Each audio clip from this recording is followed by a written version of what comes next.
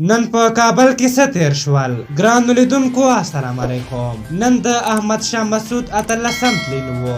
د پخوا په څیر ګڼ شمېر لنډغر د کابل ښار په ګڼو سیمو کې راوتلي وو. په ښار کې بې نظمي جوړه کړې وه، وسلې هم ورسره وې او هوایي ډزونه یې کول چې بدبختانه خبر دا دی د احمد شاه مسعود د اتلسم تلین نامسلو وسلوالو نمانځونکو نن دوشنبې د کابل ګارنیزون یو سرتیری په ډز وژلی دی.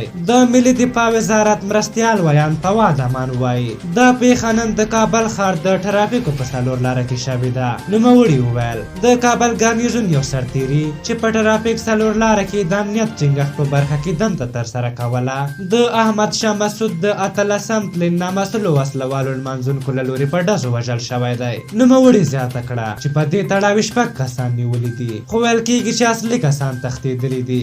بلخوا د امنیتي کسانو اقدامات د تیر په پرتله د ستاینې وړ و. تر ډیره د لنډغرۍ مخه ونیوله، ګڼ لنډغر او لوچکان یې ونیول، وسلې ترې واخیستې، موټر یې ترې ودرولې او دوی ته یې غربول هم ورکړل او اوس په نظارتخانو کې پراته دي. په هر حال دا نو اوس د لوچکي او لنډغري اخري حد ده چې له ټوپکو سره د ښار ته راووځي، هوایي ډزونه دې وکړي، ویره دې خپره کړي او یو تن سرباز دې شهید کړي. په داسې حال کې چې له دې وړاندې کابل ګارنیزون ورته اخطار ورکړی و، نو اوس پکار ده چې دا نیول شوي کوڅه ډب لوچکانو باندې ښې توبې وباسي چې نورو ته په آینده کې عبرت شي او بیا د داسې کار کولو جرأت ونه کړي. او بل هغو پښتنو ته چې د دوی ټیم یعنی د دوی په اصطلاح د ثبات او همپالنې ټیم ته ورغلي، څنګه ورځ مو ورسره ولمانځل او که نه صرف انتخابات مهم نه دي، ګډ ارزښتونه هم باید ورسره وپالئ. دا چې مسعود قهرمان و او که نه په هغې بحث نه کوو، خو دا ډول د نوموړي ورځ لمانځل د دوی په اصطلاح چې دوی ورته قهرمان وایي هغه ته سپکاوی کوي.